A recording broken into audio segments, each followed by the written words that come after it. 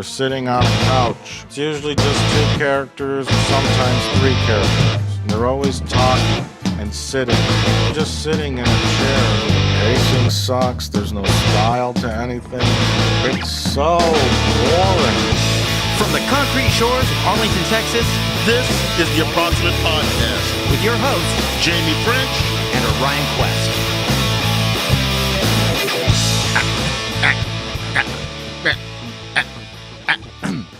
Don't touch me.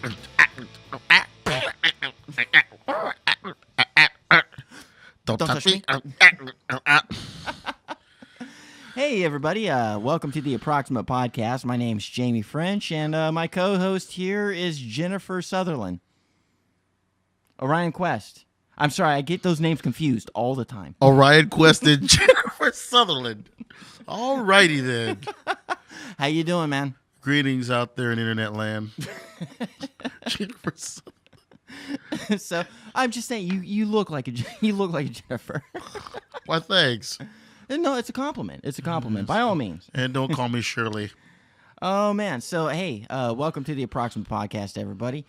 So we got a kind of a weird one. We're gonna kind of mix three different subjects up for today's show and create an overarching kind of theme. Again, we're done with the music stuff. So now we're just talking. So let's see what we got here. Today's big kind of overall arching themes is it's kind of your dreams of things that you would have. Kind of, we have three things to talk about here, and they all involve if you had a wish to make, do, or be anywhere for something. That's what we're going to talk about. And first on our list is, well, go ahead. These actually came from Orion, and these are his deals. So I'll let him introduce them, and then we'll see what we come up with. The first one on the list is, what was it? Dream collaboration? Dream collaboration. What do you mean by that? What we're talking about, anybody living or dead. If you want to put a duet or a group together for just maybe one or two songs, or maybe an album, like a super group of some type. It can be it can be a duet. It can be a band. Purely musician stuff? Yes, this will be with regards to music in this case. Okay, cool.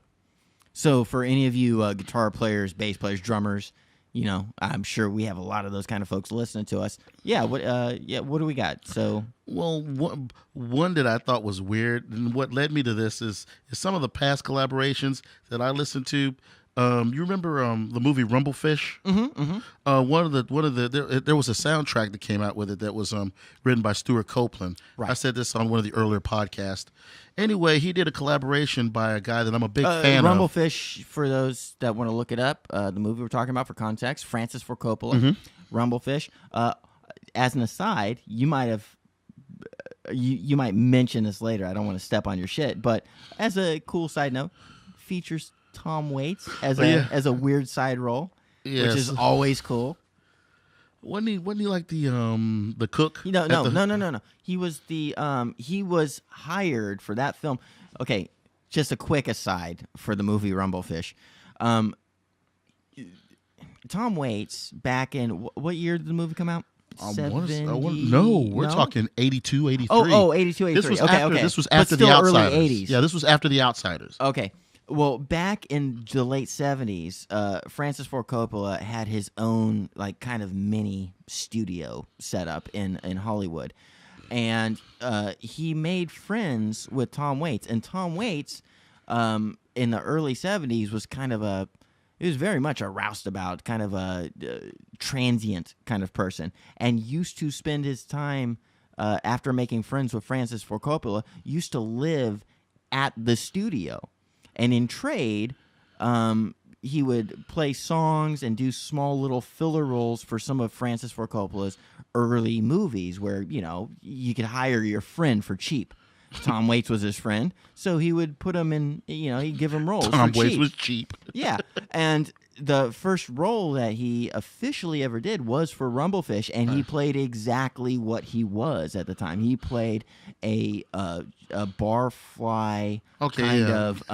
Well, he was a piano player in the movie. He was like a shitty dive bar piano player. Okay, I did not know that. Yeah. So anyway, that aside, Rumblefish, go ahead. Anyway, the reason why I even brought up the Ideals was that one of the collaborations was with Stuart Copeland and a guy by the name of Stan Ridgway.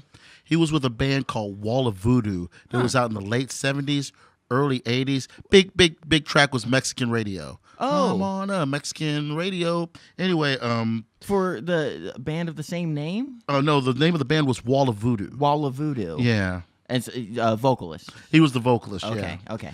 Anyway, he had a solo career that had a lot of it was critically acclaimed. He had a couple of hits. One of them was called Southbound, and another one was called Calling Out to Carol. Anyway, he was asked. I don't know if he was asked by Stuart Copeland or not, but somehow he managed to do a track called "Don't Box Me In," and it was, although it was weird with Stuart Copeland's style of sound and Stan Ridgway's vocals, he played a little bit of harmonica on it. So if you ever get a chance to catch Stan Ridgway, You never get cash that fly. yeah, I'm never going to catch that fly. Hey, You for must- people you listening on must be one SoundCloud, with the watch the, fl- video. Yeah.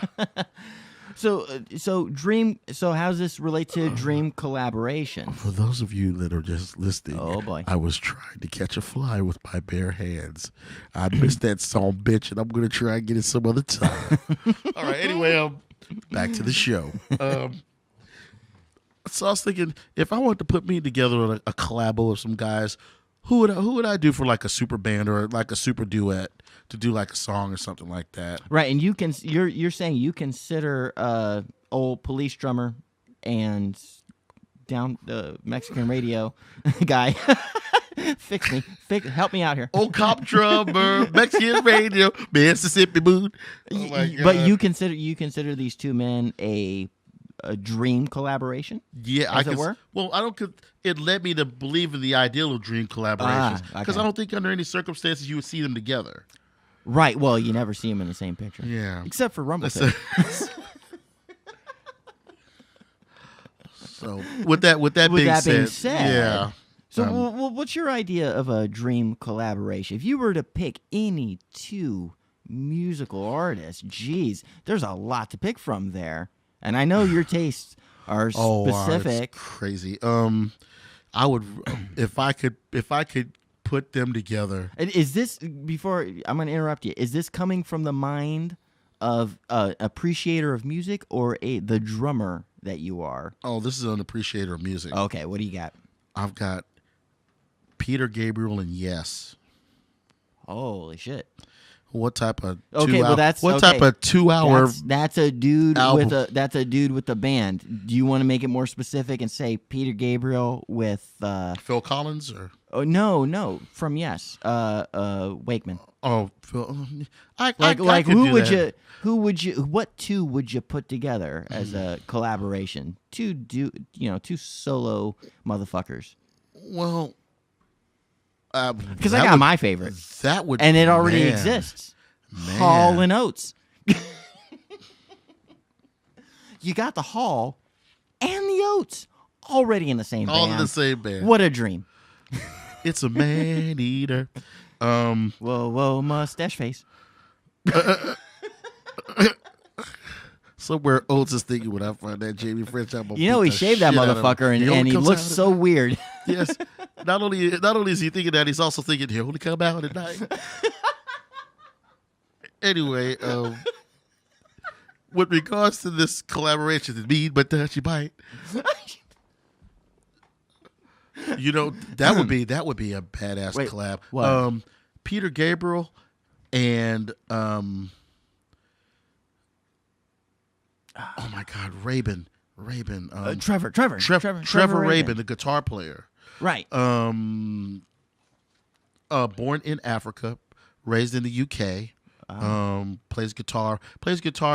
He actually does some soundtracks himself, but he's quite known for being one of the guitar players for Yes. Yeah. Oh, yeah, absolutely. For about, I want to say 10 years. He's still with them now, but More than 10 years, Trevor Rabin. 10 years. That's nothing. Actually, yeah. Do you realize how much time has passed since 10 years ago?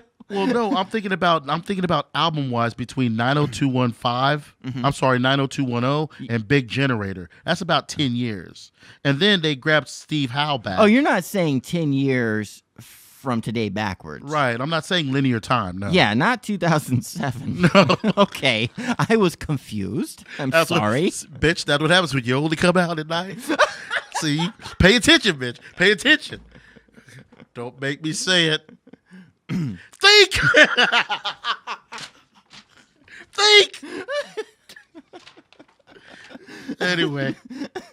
So Trevor fucking Raven, 2007, Trevor Raven. Yeah, 2007, Trevor. We got the double odd 7 Raven and Peter Gabriel. Peter Gabriel, anytime Peter Gabriel. Let's talk. Tear that up. Wait, hold on. Because security Peter Gabriel. You know, Shock the Monkey Peter Gabriel. Oh, that would have been crazy. And actually, time-wise, a good pairing. Yeah. Time-wise, a good pairing. You made me think of something. What if you took, who are the two guys in Tears for Fears? Oh, I can't think of their names. Yeah, they're nameless. Tears and Fears. If you took Tears, no, seriously. If you took Tears and matched him with Hall, and then took Fears and matched him with Oates, you'd have two amazing dream duo supergroups. The world would collapse in on itself. Now here's the question. I can't even say the name. Hall Tear Fears. No, wait a minute. Here's you because you have a choice now. Do you take both? Do you take both B sides of each band and pair them together? Do you put Oates with Baldylocks, or do you match an alpha with a beta in each band, or do you put the betas together and the alphas together? I'll go alpha beta. So it would be Hall and Fears. Hall of Fears. Hall of Fears, and then Oates of Tears. Tears of Oates, yeah. Tears of Oates. One of those bands is saddled with a shitty name. But I bet That's really bad. They would come up with some badass music, though. Oh, all the way around. Even if you paired both betas up, and it was a Fears and Oates band, you'd still get amazing work. But first of all, you'd get all the high notes. The sequel to one Fear band would have all the high notes. Fear the Oates. Okay, so we'll finish it off this way because the whole thing was duo collaborations in music. What would my deal be? Well, my kind of already exists. I would pair up John Flansburgh and John Linnell and have the band They Might Be Giants, which already exists. But so I've actually seen in a couple recent days some really good kind of amazing duo collaborations, some dream collaborations. I saw Ben Folds with Rufus Wainwright. Oh, man. And even though I don't pay a whole lot of attention to Rufus Wainwright's catalog, Rufus Wainwright's catalog, even though I don't know a whole lot about the guy. Just go Special Olympics on me. Oh, I went full retard. I did it. I shouldn't have.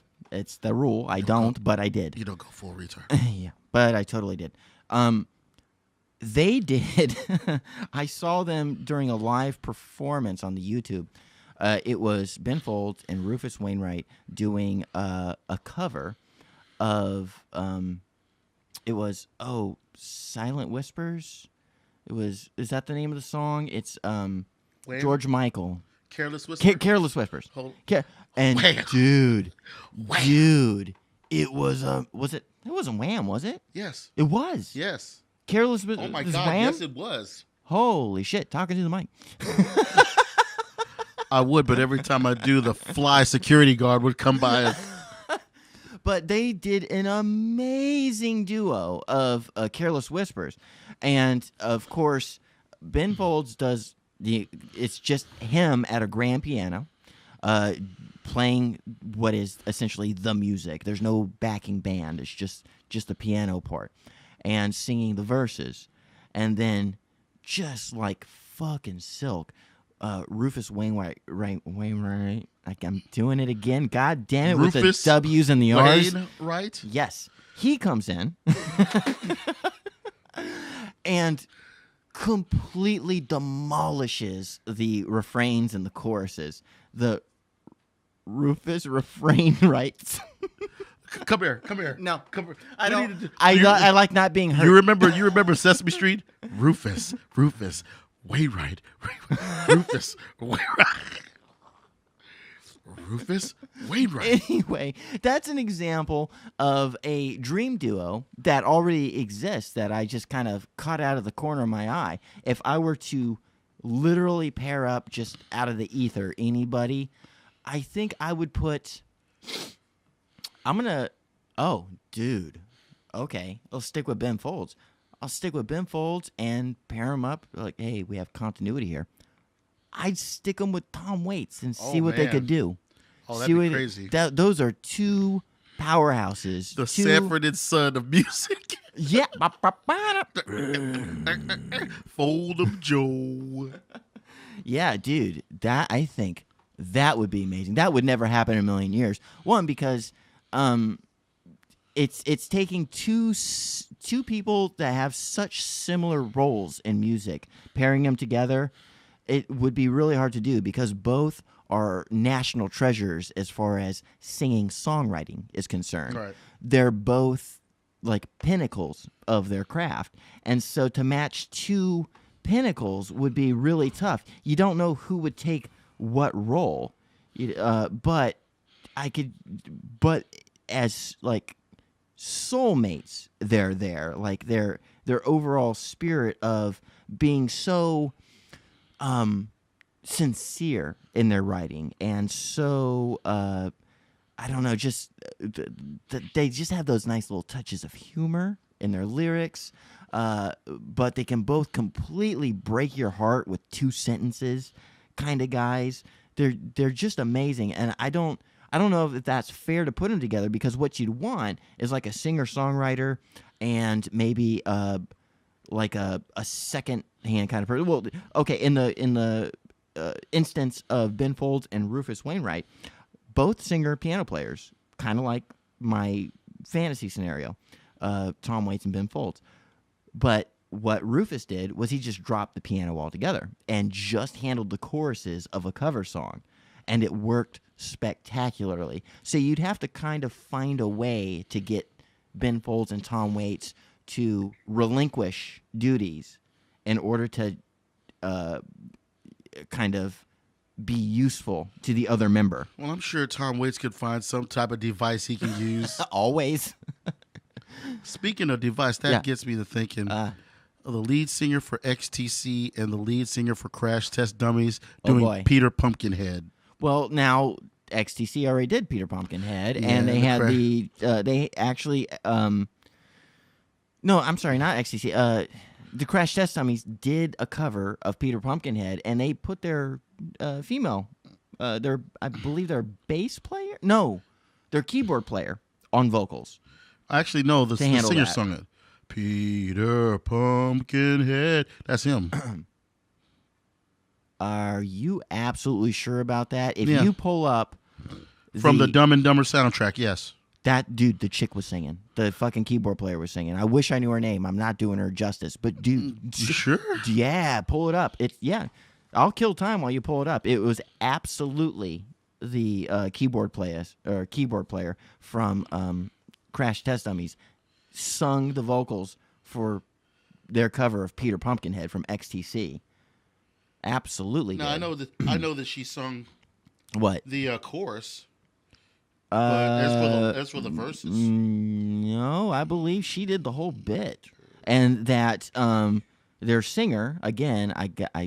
I'm shitting all over the band because I can't remember his name, but the lead singer just kind of did backups. They just kind of did backups on that song. But yeah, that's a thing that actually already happened, and it worked. It was good. It actually turned out really well. In fact, it was. We have this conversation about bands that when you do cover songs, you could do them one of two ways. You either nail it exactly, or you completely dismantle it and make it all your own. And as far as like the backing instruments on this cover of XTC's Peter Pumpkinhead, they really did nail the music almost note for note, beat for beat, instrument for instrument, timbre for timbre. It was like dead on, and the only thing that was different was that they put their keyboard player on the vocals. Oh, you're pulling it up right now? Okay, cool. yeah. All right, we'll give it a second. Yeah, I think you're right. Because I'm sure you're saying that her Well, name it's is just- Ellen something. Yeah. Let's give it a verse. That's her. Yeah. Bam. Yeah, and then the whole reason that the Crash Test Dummies were known because of the baritone singer in that band. This makes it doubly odd because he kind of barely appears on the track. He just does backing vocals. So they made themselves like a double novel. So anyway, But I still would have liked to hear. I still would have liked to hear him sing it. Oh yeah, no, totally. Peter Pumpkinhead. Yeah, if you took, God damn it, I'm having such a hard time with names right now. But the lead singer, guitar player, rhythm guitar player for XTC, for the life of me, I can't remember his name. I usually do know it, but if you just took him and his guitar playing abilities, which he's a phenomenal guitar player, you might not know it just by. They're not a very visual band, so you never kind of, really. When you think of XTC, it's like Tool. You just kind of think of them in very ambiguous terms. But the dude from XTC, the main singer and guitar player, Okay, Terry Chambers. nope, Andy Partridge. Andy Partridge. If you just took Andy Partridge and his abilities on guitar and singing, or just guitar for this purpose, and paired him up with the dude from the Crash Test Dummies, I think you could come up with some really wild shit right there. I think that'd be perfect because you have a man that is adept at an actual instrument and then a singer with such a pronounced and singular kind of voice. And obviously they both respect and like each other, or else they wouldn't have covered, Right. the XTC song. I think some really neat shit could come out of that. Saying all that, let's skip on to part 2 of the list of dream things. Right. What do we got on number 2? As you guys already know, Jamie does her own production and directing and some movies, things of that nature. Sure. And I got to thinking to myself, let's just say if Project Greenlight was to fund her for a movie, she can hire people within a budget. She can get a crew within a budget. Location's not an issue. Everything she needs is available from the studio, and we're allowing her to do a remake. What would that remake be? Oh boy. Okay, hold on. A remake of any movie. So, Oh yeah, one other thing. There's no limit on time, so you can go back as far and as recent as you like. Boy. Okay. So, just because I ran out of the room for a second, a studio picks me out of the fucking ether and says, here's a budget of, $1 million, right? Make any movie you want, but it has to be a remake. It has This to is be a remake. very specific. Yeah. This is a very specific scenario. What movie would I remake if I had the ability to do so? Okay. Ooh, That's a tough one. I think I talked about this last time on the Ask a Tranny show last week. Every Friday we do that, Ask a Tranny. It's the live YouTube stream. And in that last episode, somebody asked me what if I had my druthers, what actors' catalog would I bring with me on a desert island? Those are the only movies I could watch. I would have to pick not a director, not a favorite kind of movie or anything. One actor, and that's all I could watch is that actor's movies. Let me take a wild guess. What? Jimmy Stewart? Bam. Nailed it. Yeah, I did. I picked Jimmy Stewart, and I think if somebody gave me $1 million, what I would do is I would remake one of the obscure hits. Now, in this perfect fantasy scenario, I would have Jimmy Stewart, 37 years old, I'd somehow do a little voodoo curse, bring him back from the grave, and use him. In this, I would pick The Lottery. Classic, funny Jimmy Stewart movie. One of his lesser-known efforts because it was just a throwaway, almost kind of a just screwball comedy, almost. But it was very clever, and he was so charming in the movie. And what I'd do is I'd take that money, and I would just shoot it according to more modern standards, and just make it look. I basically just take a kind of obscure but classic movie and beef it up. Just beef it up. Just not because I give actually a shit about the movie, but just because I want $1 million to hang out with Jimmy Stewart. Nice. Nice. What would, if somebody gave, say, Fox Greenlight, they gave you, you got a budget? Hey, let's up the budget. Now you can start, now we can start mixing, now we start fucking around with sci-fi because of this budget. $50 million. Yeah. Now that's actually kind of mid-level for Hollywood right now. A big blockbuster, 100, 200, almost $300 million if the property is hot enough. They say $50 million, Orion. You get to remake any movie. And you have a year to do it. What the hell would you do? I would do... Yes. What? Oh, boy. There's some thinking going on here. We're doing some calculating. He's working out his budget for $50 million, This doesn't even include the ad campaign. Wow, I'll be damned. Oh, boy. What do we got? Now, not only I'm going to mention this movie, but if you ever get into a trivia question, somebody asks you, Oh, here we go. Orion, what movie introduced Orion Quest to science fiction? This would be the answer.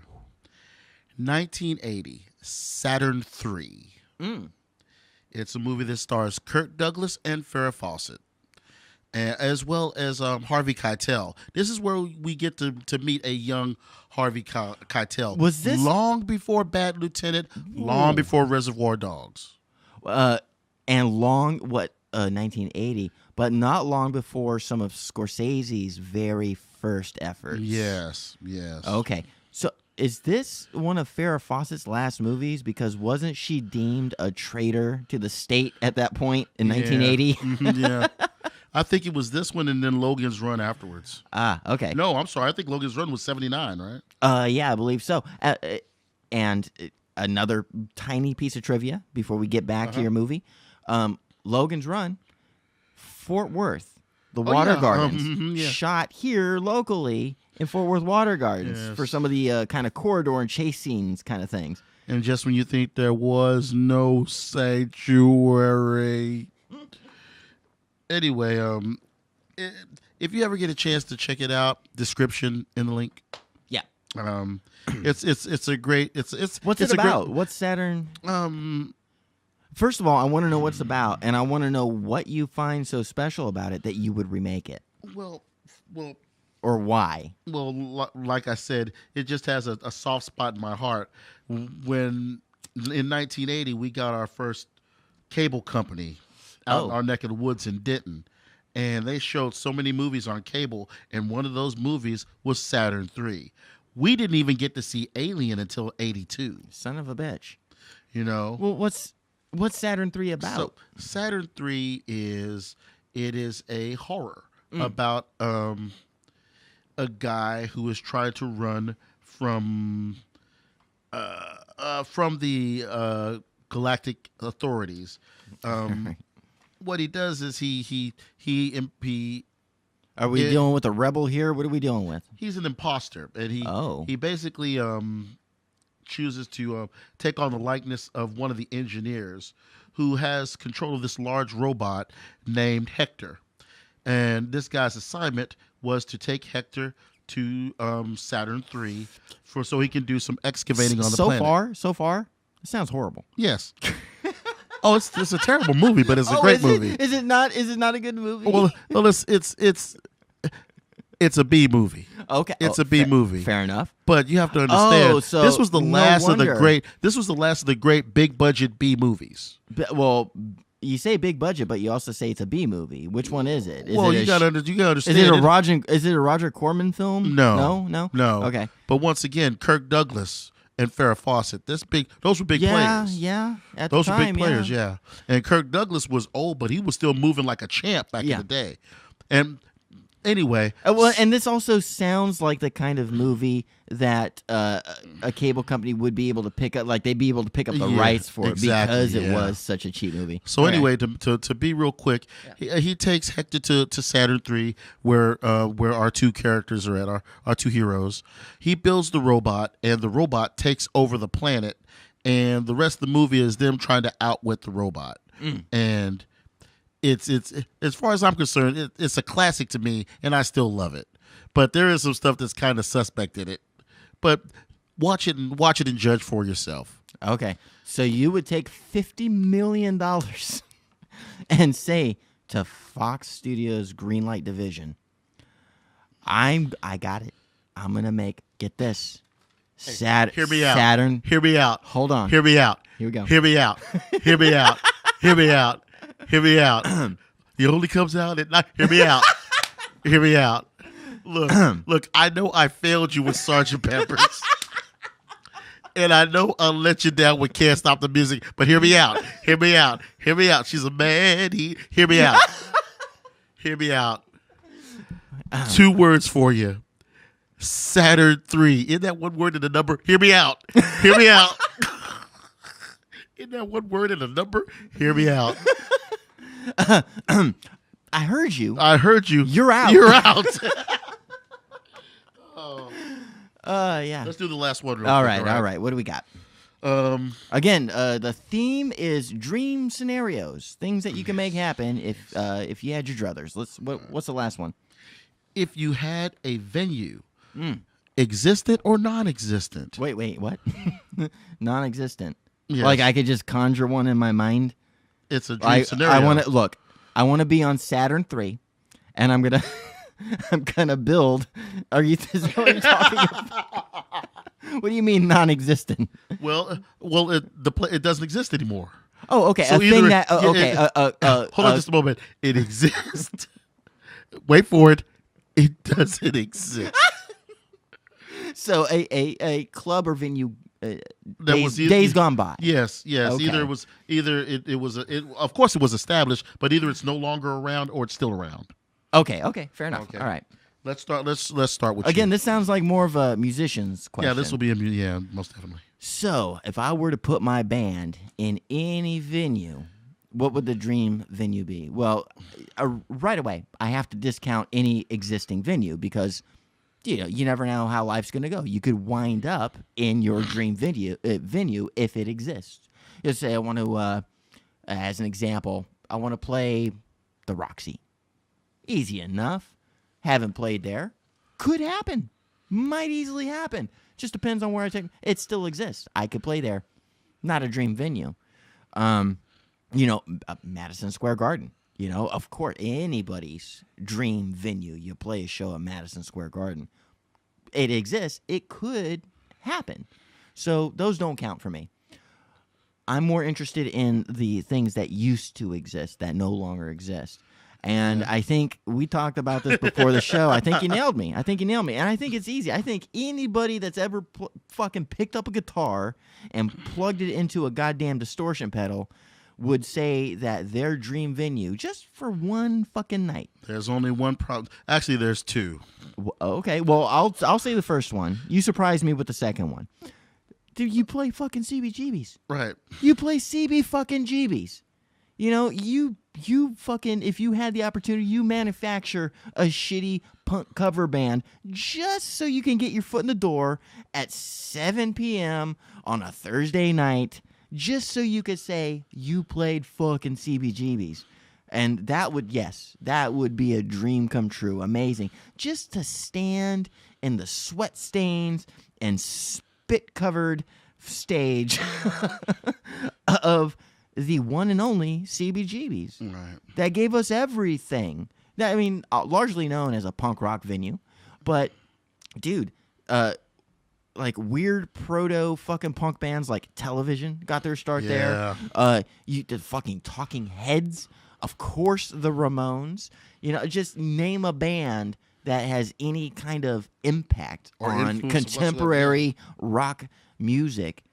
They played CBGBs back in the day, and now it sadly no longer exists. Right. Is now there's just a fucking store there. You know, hey, you know, sometimes all things pass, even the greats. Right. All things pass, and so we lament a CBGB's passing, but you know, we have the memories, and we have, more importantly, every fucking influential band that came off that stage, and those will never leave us. Right. They can tear down the store, they could put a fucking closing sign on it, but they can't take away what it gave to us. And I think CBGB's is an obvious pick. You had one that you had in mind. Oh, well, mine still exists. Anywhere in Rio, you know, basically they don't have stadiums. They basically have soccer stadiums. They don't have like a venue where you just go out and play. They just have stadiums where they hold events. And I've seen a lot of bands play Rio, and I just love the opportunity to play there one day. You know? And it's a dream. It's a dream venue. So. Well, just for context, what's so good about Rio? Name some bands that you know of. Well, there's always Rush. Well, of course, I knew that would be your first pick. You know, there was also, take it way on the other side, Sepultura. I was about to say that's the home of Sepultura. Sepultura did some amazing work. Man. You know, from live concerts. Of course, that's where they're from, so obviously they're going to play there. But some amazing live tracks from Sepultura came out of Rio. Right. And I hear that the crowds there for live music are crazy. Second to none. Are crazy. It's a soccer crowd. So and they bring that energy to fucking... So they're playing they're going into like a Sepultura is playing like the groove for War for Territories, and the groove goes you can hear them in the back going yeah. Is that them some chanting? guy way in the background going Go! Nice. Any ones that don't exist anymore that you would play at? Legend tells of an area in either Nashville or Georgia, located by the crossroads called the Bucket of Blood. Brigadoon. Oh. Once a year on the misty moors. Oh my God. No, it's not the moors. You look out into the sea, and the pillar comes up. It's Brigadoon, and that's where you find Rush. Stonehenge. They only come out at night. Stonehenge. Lord. The Brigadoon is the only place on Earth where Hall and Fears ever played. Once a year, when the moon is full. When the moon is full. I got a shirt that says I went to Brigadoon, and all I got was this fucked up T-shirt.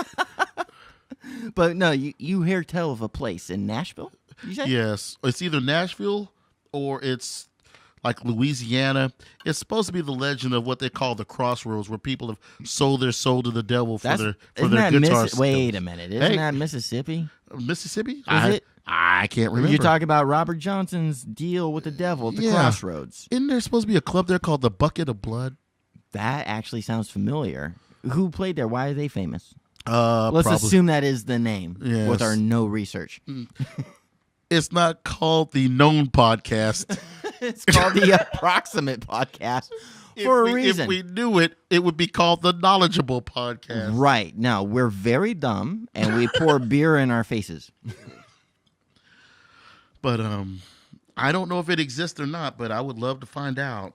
You know, I would love for that to be a place that you could jam, just to be a fly on the wall to see the guys that have gone in there and battled it out for guitar supremacy.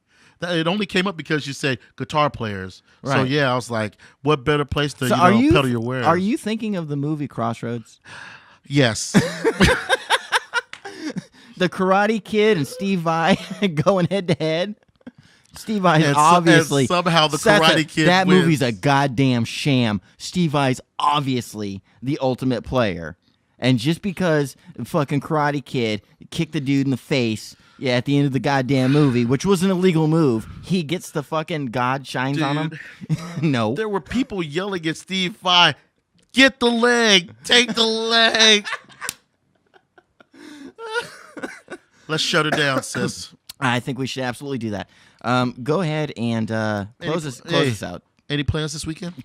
I have no plugs. We're just going to be working on podcasts all week. So everybody that's watching, keep paying attention to the our YouTube channel. Subscribe, like it, and we're going to do our level best to make sure that you have a show every day of the week. It's going to be a process, but we're working on filling up the work week. So just keep paying attention, and close us out with the links and stuff. Approximate Podcast is a Dead Girl production. Podcast is a sister. Rufus Wainwright. Rufus Wainwright. Why are you having such a hard time? Because he only comes out at night. Stop me if you've heard that one. The Approximate Podcast is a Dead Girl production. She sells seashells by the seashore as she slits sheets in the slithering shop.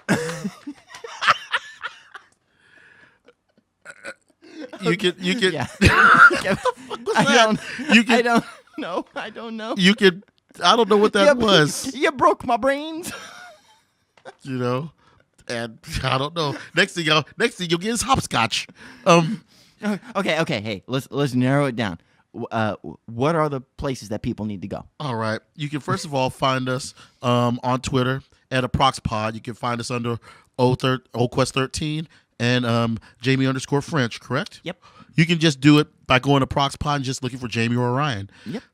You can find us on all the media outlets. SoundCloud, iTunes, Yes. YouTube. And for YouTube subscribers, like, share, and subscribe. Tell them about the burner line. The burner line is 817-673-3704. Again, for people in the cheap seats, that's 817-673-3704.